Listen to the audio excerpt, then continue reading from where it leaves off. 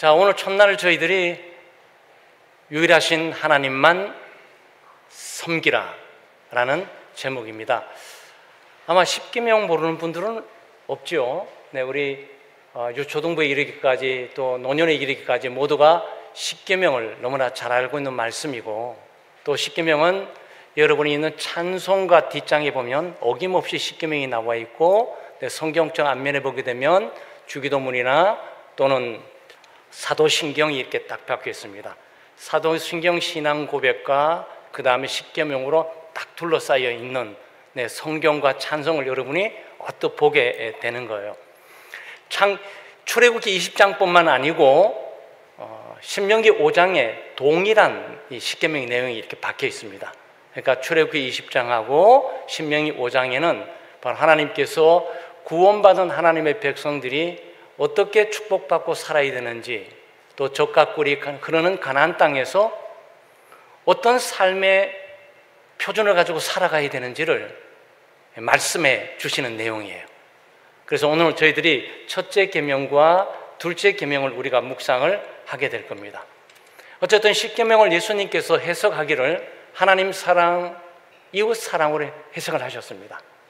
그러니까 1계명서부터 4계명까지는 하나님에 대한 계명인데, 그것은 하나님 사랑이고, 나 외에 다른 신을 섬기지 말고, 우상을 만들지 말고, 하나님의 이름을 망령되이 일컬지 말고, 안식일을 지켜라. 요 네 가지 딱 해놓고 하나님 사랑, 이렇게 딱 예수님께서 해석을 하셨어요.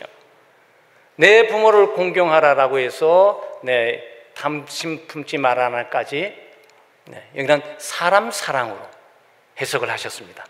그러니까 십계명은 즉각적으로 하나님의 사랑으로 행해질 수 있는 것이지, 인간이 자기 힘과 능력으로 의지적으로 요 계명 법규들을 하나하나 지켜가려고 노력해서 지켜줄 수 있는 것이 아니구나. 하나님을 사랑하지 않고는 하나님의 말씀에 순종할 수 없고, 하나님을 사랑하지 않고는 하나님의 이 계명을 절대로 지킬 수가 없구나라는 부분을 우리가 깨닫게 됩니다. 그래서 우리는 하나님 사랑을 고백하면서 오늘 우리 1계명, 2계명을 좀 묵상하려고 합니다. 1계명은 나 외에 다른 신을 섬기지 말라 그랬어요. 정말. 그리고 2계명은 우상을 만들지 말라 그럽니다. 그러니까 하나님은 많은 신들 가운데 제1등 신이 아니고, 다른 신을 전혀 인정하지 않고 오직 유일무이한 분이시다라는 부분을 선포하고 있는 거예요. 그래서 기독교가 타 종교를 인정하지 않는 것은 바로 십계명에 의해서 그렇습니다. 하나님 이외에 다른 신은 없다. 오직 이 땅에는 하나님만이 존재할 뿐이지 많은 신들이 있는데 그 중에 제일은 하나님, 요거는 아니다. 모든 신들은 존재하지 않고 오직 유일한 하나님만 존재하신다라는 부분을 우리가 선포하고 있는 겁니다. 그런데 우리 교단은 신사참배를 하지 않고 동방예배를 하지 않고 신앙의 순수함을 지켜왔던 교단입니다. 우리 함경도에 있는 우리 함경남도 또 그 노예에 속해 있는 교회로서 우리 동청교회 이런 거죠. 그래서 우리는 신사참배하지 않고 동방예배를 하지 않는 신앙의 순수함을 강조해 왔는 거예요. 우리 이 신앙들을 계승하고 이어가야 되잖아요. 그런데 이건 동방예배를 강요하지도 않고, 일제가 우리에게 지배해가지고 신사참배도 강요하지 않는데 도대체 우리는 어떻게 그와 버금가는 신앙생활을 할 수 있지? 이 부분들은 오늘 좀 나누려고 그럽니다. 먼저 입시부터 시작을 해볼게요. 입시 때가 되게 되면 온 나라가 떠들썩합니다. 그리고 온 종교들이 북새통을 이루게 됩니다. 유교에서는 합격을 기원하기 위해서 조상 제사를 특별하게 지낸 일들이 진행하게 되죠. 그리고 불교에는 이제까지 산을 찾지 않는 수많은 대한민국 국민들이 너도나 할거지 아이를 데리고 오기도 하고 부모들이 가기도 하고 할아버지 할머니가 가기도 하면서 거기에 불공을 드립니다. 이 아이 합격시켜 달라는 거예요. 갑자기 잠잠했던 종교들이 푹 일어나면서 잠잠했던 신들이 갑자기 깨면서 움직여내고 있는 거예요. 그리고 집에서도 여러 가지 입시 전의 일들이 있죠. 뭐 손톱을 깎지 않는다, 머리카락 깎지 않는다, 깎으면 떨어진다, 깨진다, 찢어진다. 근데 일종의 미신적인 거지만 어떤 신을 거북하게 만들지 않고 어떤 신적인 신통한 힘에 의해서 이것들이 저해되지 않도록 전부 각별히 주의합니다.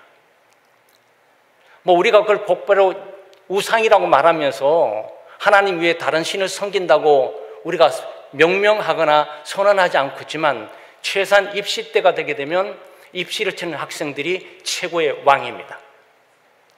아이가 공부한다 딱 하는 순간 아버지고 어머니고 전부 숨죽이면서 눈치 보면서 살살 걸어 다녀야 됩니다. 굉장한 일들이 벌어지게 되죠. 뭔지 뭐 어떤 기운과 힘들이 이 합격이라는 이 앞에서 모두가 엄숙해지면서 어떤 영험한 힘과 능력을 받으려고 애를 쓰고 있는 모습을 여러분이 보게 되는 거예요. 그리고 실제로 우리 사회에 지금 일어나고 있는 일들이죠. 또 입시하는 현장은 어떻게 되는 겁니까? 입시하는 현장에서는 시험 당일날 잘 붙으라고 엿을 또 탁 선물합니다. 붙어라! 그죠? 그리고 또 문제 잘 풀라고 휴지 딱 해서 줍니다. 휴지 쫙 두루마기 풀러가지고 이런 식으로 문제 푸는 거야. 딱 던지는 거죠. 네. 그것뿐만 아니죠. 답을 잘 찍으라고 포크까지 줍니다. 여러분 여기에 뭐가 있는 거죠? 여러분 심각하게 생각하셔야 돼요. 하나님만이 능력이 있고 하나님만이 축복하고 하나님만이 생명을 주시고 하나님만이 생사화복을 주관하시는 분이 그 순간은 아니에요. 그 순간은 최소한 기독교인일지 아닐지는 모르지만 모두가 합격이라는 목표를 향해서 모든 신들과 영험한 힘을 의존하고 믿기 위해서 움직여내고 있는 거죠. 1계명은 그러지 말라는 거예요. 하나님이 우리의 생사화복을 주관하고 다스리는 유일무이한 하나님이시니 그 하나님을 의지하고 믿고 섬기도록 되어 있는 것이지 뭐 포크를 든다 그래가지고 엿을 먹는다 그래가지고 휴지를 막 쫙 푼다 그래가지고 산에 올라가서 불공을 들이면서 거기에 많은 돈을 투자한다 그래가지고 붙고 안 붙고 이 부분이 결정되는 일이 아니라는 거예요. 좀 긴장도 풀 겸 목사님 저도 자유로울 수가 없어요. 저도 대한민국 사람이고 아시아권이고 불교, 유교 무엇보다도 샤머니즘, 미신적인 상황 가운데 자라왔던 것들 우리가 부인할 수 없습니다. 아들이 중학교 1학년 때인가 아이비리그라고 소위 아이비리그 대학을 투어 여행한다고 해서 몇 군데 대학을 들리는데 하버드대를 들렸어요. 하버드 동상이 있습니다. 접근할 수가 없어요. 웬 방문객이 그렇게 많은지, 그 방문객들이 저렇게 많은 빌딩과 좋은 일인데 왜 저 동상 앞에 둘러싸고 좀 있는지 모르겠어요. 그래서 은근슬쩍 가서 딱 보니까 동상이 이게 동으로 돼 있어가지고 비 맞고 바람에 일해가지고 시커매요. 그래서 딱 서 있는 동상이 딱 서 있는 왼쪽 발 꼭대기 다섯 발가락은 반질반질하면서 그렇게 윤택이 날 수가 없어요. 광채가 정말 빛나요. 왜 그렇게 와 있냐? 그거 한번 만지고 지나가려고. 그걸 만지면 하버드의 동상이 그걸 만지면 합격한다는 전설이 있어요. 제가 누굽니까? 목회자 아닙니까? 그래도 아들은 믿음이 없으니까 그거 만져보려고 애들을 뚫고 들어가는데 제가 못 말렸어요. 이봐, 하나님을 믿어야지. 하나님께서 역사하시고 가는 거야. 가자, 딱 끌고 와야 되는데 애가 애절하는 마음으로 틀고 다니면 제가 못 말렸습니다. 기어코 고만이 둘러있던 것도 사이사이 끌고 와서 아빠 만지고 왔어요. 그랬어요. 하버드 붙었을까요? 안 붙었습니다. 실력은 하버드를 능가하는 실력을 갖고 있었어요. 안 붙어서 하나님이 또 다른 곳으로 좋은 곳으로 인도해 주셨는데 하나님의 뜻이 있겠죠. 저는 그때 자유로울 수 없었어요. 그리고 아들을 혼낼 수 없었습니다. 그리고 아들을 데리고 와서 너 예수 믿는 아이가 주일학교 아이가 그렇게 하나님만 섬기고 하나님만 의지해야 되는데 어디 감히 동상을 믿고 섬기면서 동상에 만져갖고 합격하려고 그래서 제가 이 말을 하지 못했습니다. 시간이 많이 지난 후에 기도하면서 자기도 알고 나도 알고 가족 전체가 알고, 여러분 제가 자유롭습니까? 아니에요. 하나님 외에 다른 것을 믿고 섬기지 말라는 것도 우리 주변에 깔려 있어요. 어떤 사람들은 나무 한 바퀴 돌게 되면 인생에 승리하고 성공한다고 그러고, 어떤 바위에는 어떤 여성 같은 바위가 있고 아이를 옆에 있는 아이가 있으니까 거기를 갖다 만지고 지나가게 되면 임신이 잘 됐다고, 또 어떤 곳에는 막 아들만 잘 낳게 하는 신통방통한 뭐가 있다고. 여러분 이러지 말라는 거예요. 점을 치지 말고 궁합 보지 말고 타로 하지 말고. 우리 특별히 청년들 같은 경우에는 극장가 앞에 가게 되면 많은 그 타로 점치면서 카드 가지고 점치면서 해주는 거 있어요. 그거 하는 순간 일계명을 범하는 거라고. 왜냐하면 하나님 이외에 다른 능력과 하나님 이외에 다른 운세와 하나님 이외에 다른 인도함이 있다고 고백하는 것이니까, 그것은 하나님 이외에 다른 신을 인정하는 것이고 우상을 섬기게 된 일로 가게 되죠. 점심 식사 한번 얘기해 줄까요? 아마 여러분 점심 식사하면서 여러분 기도하지 못하고 했던 상황 기억나실지 모르겠어요. 저는 사역을 하면서도 몇 번 기억을 했고, 제가 어릴 때 학교에서 아이들 밥 먹을 때 눈 감고 기도하지 못했어요. 왜 그랬죠? 보이지 않는 압력이 있는 거야.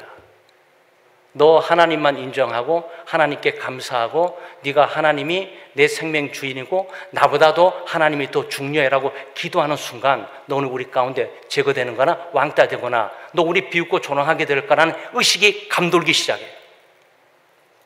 그 분위기 때문에 제가 기도하지 못한 적이 어릴 때도 있어요. 여러분도 어떻습니까? 여러분 학교에서, 직장에서 또는 사회 가운데 사람들 많은 곳에서 식사 시간이 얼마나 엄중하고 중요한 시간입니까? 하나님은 식탁에서 영광과 찬양을 받기를 원하시는 분이고, 이 식탁에 식사를 제공함으로 우리의 생명과 호흡을 연장시켜주는 엄청난 은혜를 우리가 받고 있는 거죠. 식탁의 은혜. 성만찬 어제 했지만 성만찬이 식사하는 거예요, 사실은.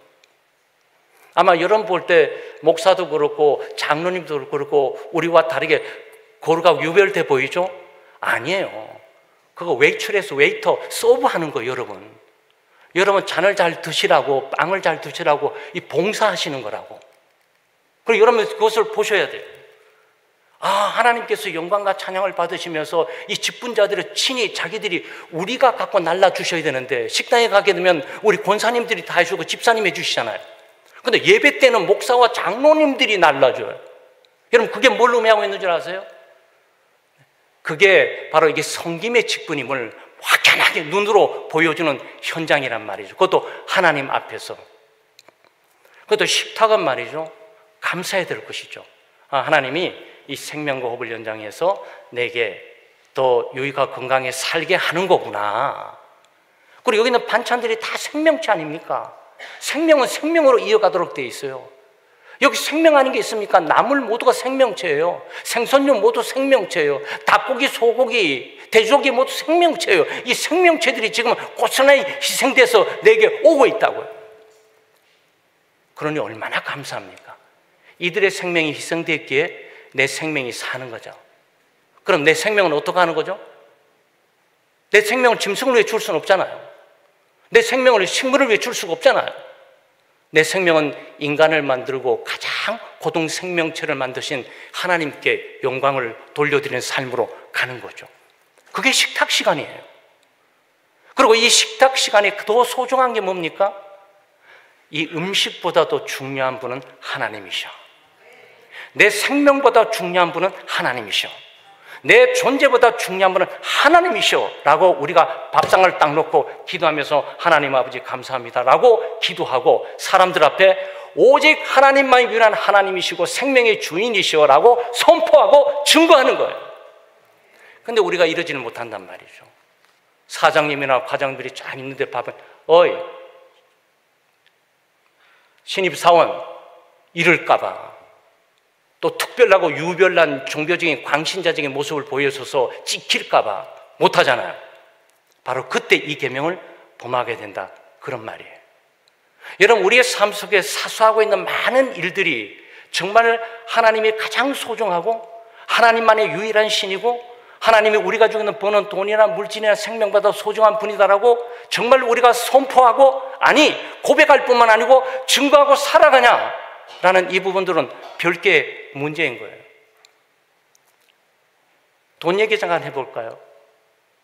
돈과 빠질 수는 없는 거죠. 네? 우리는 물질이 있어야 살고 돈이 있어야 살지 않겠습니까? 물질 만능의 시대라고 그러잖아요.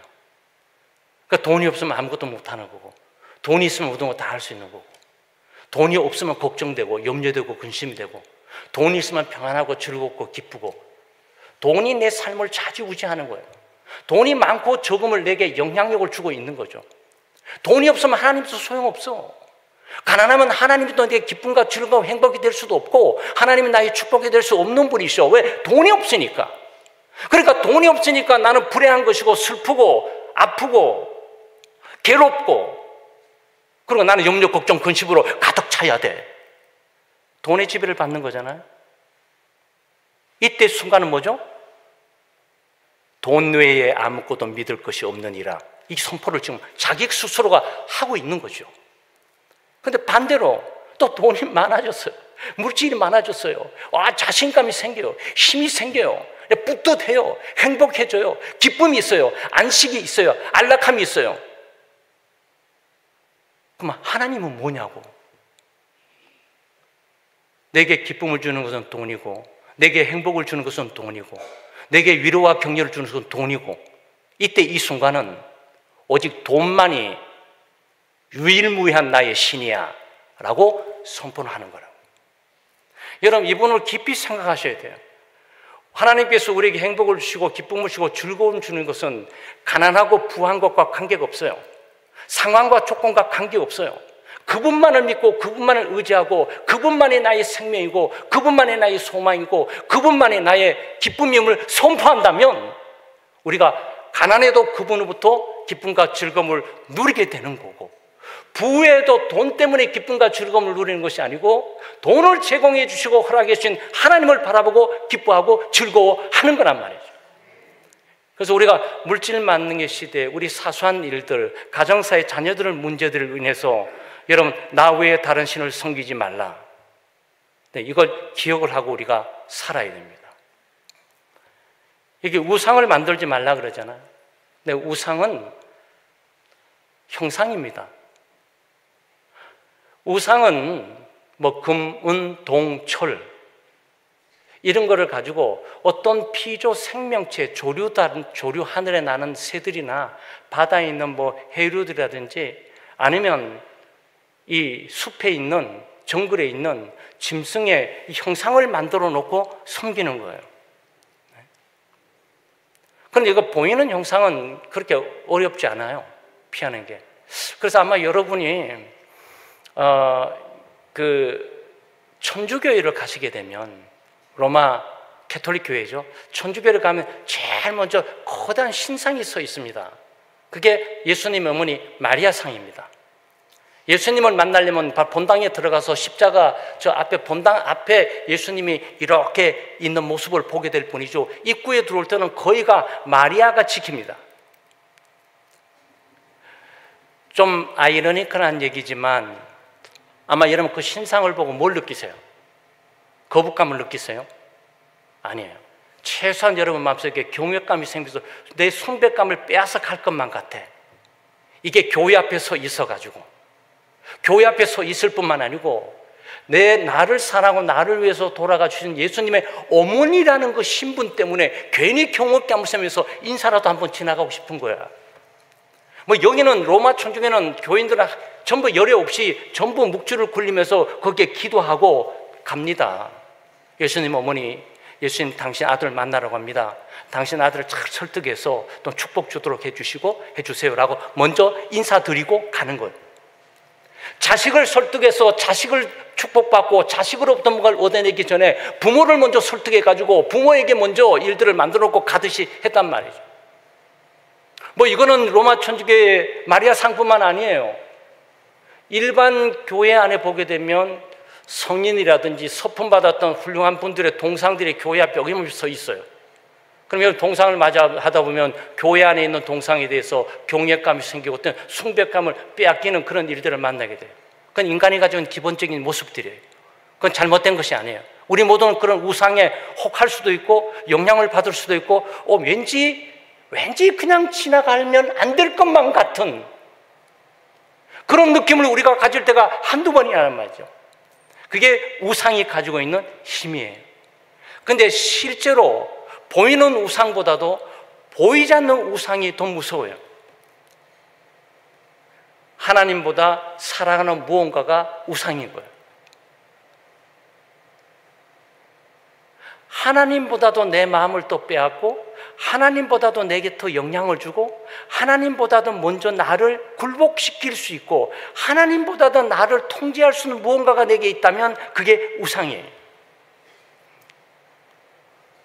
다양하게 할 수 있어요. 철학, 예술, 과학, 문화, 학문,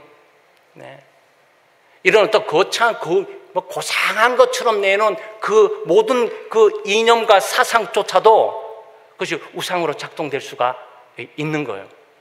그리고 어떤 사람은 이점, 민주주의가 그 사람의 우상이에요. 하나님을 안 섬기고 교회를 안 섬기고 하나님의 말씀을 무시해도 민주주의 이상을 위해서는 목숨 내놓을 수 있어요. 이 사람에게 최소한 나 외에 다른 신보다도 나 외에 민주주의는 없어 라고 공포하고 있는 거예요. 반대 진영이 지금 북쪽에 조선민주주의 인민공화국, 좀 민주주의란 단어를 쓰는 게 참 놀라워요. 조선민주주의 인민공화국, 이게 북한의 공식적인 명칭이에요.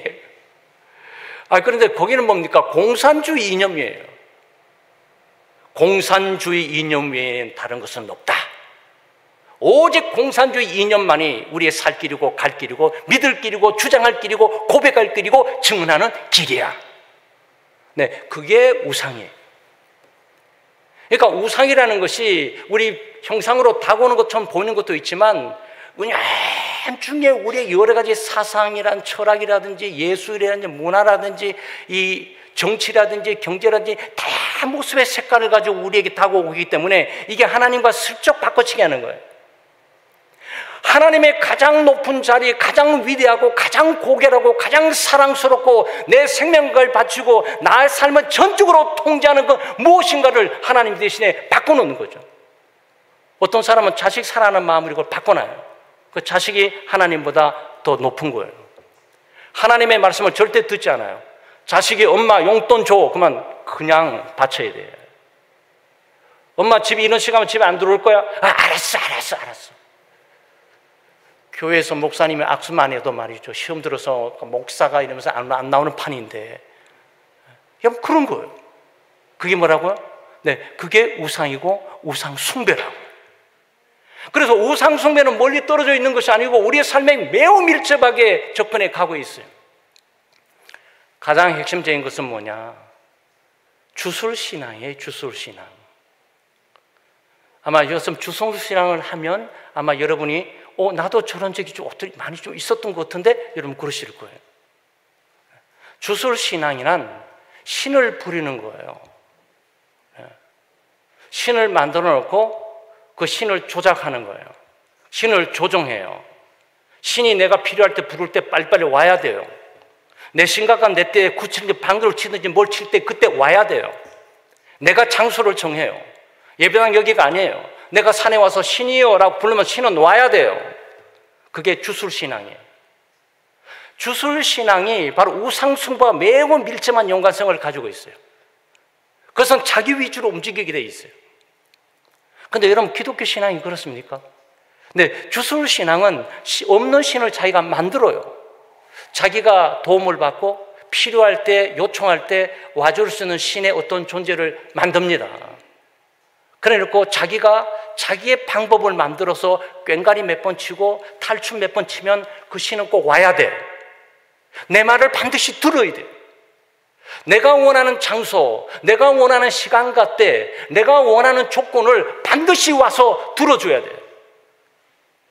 그래서 제갈 공명은 청기를 그리면서 날씨를 움직였는데 이 사람은 신을 움직여, 신을.